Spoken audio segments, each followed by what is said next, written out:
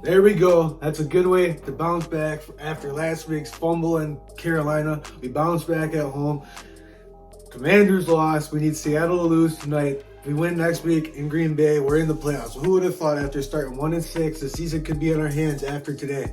That's so awesome. That's so exciting for this young team. And guess who is all making the plays today? James Houston, Aiden Hutchinson, Josh Pascal, all the young guys that Brad Holmes drafted, Kirby Joseph, or Ifeatu Melifonwu, Amon-Ra St. Brown, Khalif Raymond, all these guys that Brad Holmes brought in for the Detroit Lions. This is just encouraging. Even if we don't get in next week, just win.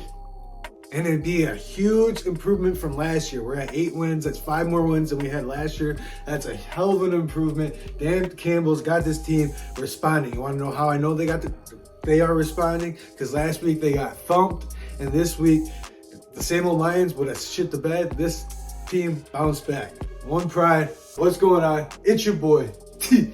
Back at it again with another episode of Talking with T. Let's get into it. Let's get after it, man. On this channel, we talk about Detroit sports and we chase down the best version of ourselves. If that interests you, do me a favor and hit that like button and hit that subscribe button. It really helps the channel grow and get the algorithm, and I really appreciate you for taking the time out of your day to rock with me, T. So let's dive into this Lions victory, man. Like I said right before the intro, the same old Lions would have, you know what, shit the bed. We would have been, after getting thumped last week, they would have came out, played the same way. But Dan Campbell's got this team responding. I love his quote earlier in the week. Your best work usually comes after getting punched in the teeth or getting your teeth kicked in.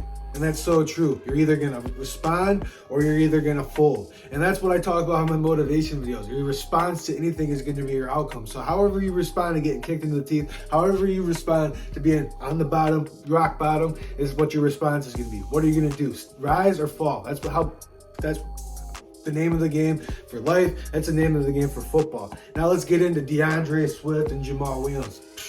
1-2 punch that was today. We needed to get the run game going. We haven't gotten the run game going in a couple weeks. Been a while since the run game's really been clicking like that. DeAndre Swift finally looked like DeAndre Swift. I called him out last week after last week's game.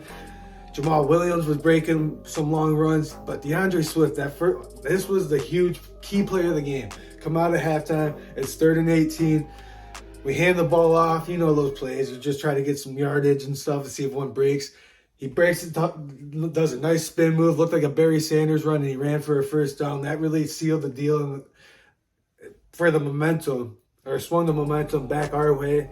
I mean, the momentum was all in our lap except for that first quarter when Justin Fields was running all over us. But the defense responded this week. The defense played elite in the third quarter. We're in the second half, and it was all the young guys. Hutchinson had a heck of a first half. First player to have 7.5 sacks, 3 interceptions, and 2.5 fumble recoveries. And then you have James Houston had 7.5 sacks in his first 6 games. And everyone's like, oh, he's fresher than everybody. So what? He's got 7.5 sacks in his first 6 games. And these are first-round pick, 6th-round pick, and your second-round pick had 2 sacks. Romeo Porras coming on. The defense is playing better. Let's go into Green Bay next week and take it one game at a time and beat Green Bay. That's all you can do. Hopefully Green Bay loses to Minnesota this week and something happens to Aaron Rodgers and he gets hurt, so they're not playing for a final playoff spot. But man, right now, the Detroit Lions are kind of in control of their own destiny if Seattle loses today. Who would have thought that after starting 1-6? Not me. Jared Goff's playing really good. Another really good game from Jared Goff. Nate Sudfeld finally got his first couple snaps of the season late in the fourth quarter. Jared Goff had 3 touchdown passes for 250 yards. Jamison Williams got a really good play on the end around. He went for like 30 or 40 yards. And then this is the bummer right here.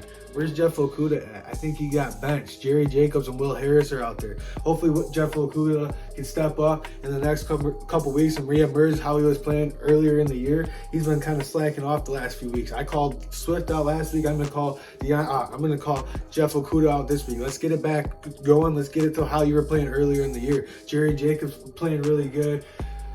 Linebackers finally played really good. Malcolm Rodriguez needs to step up. I'm going to call Malcolm Rodriguez up. Again, the offensive line played really good. Penny Sewell, Taylor Decker, Jonah Jackson, Frank Ragnell, and Evan Brown having some huge blocks. Amon-Ra St. Brown's really good over the middle. It was just an all-around complete Good performance from the Detroit Lions, other than that first quarter where Justin Fields was running all over us, but Justin Fields can't do that against everybody. He's going to get hurt. I don't know what Chicago's expecting. He's taking more hits than Lamar does. Lamar's smaller, so Lamar doesn't take as big of a hit. He knows when to get out, knows when to be elusive. Justin Fields is running like a running back out there. How long is your quarterback of the future going to last, Chicago? Anyways, it's your boy T, signing out. One pride, let's go. Let's keep this thing rolling. Hopefully the Jets win today. Peace out.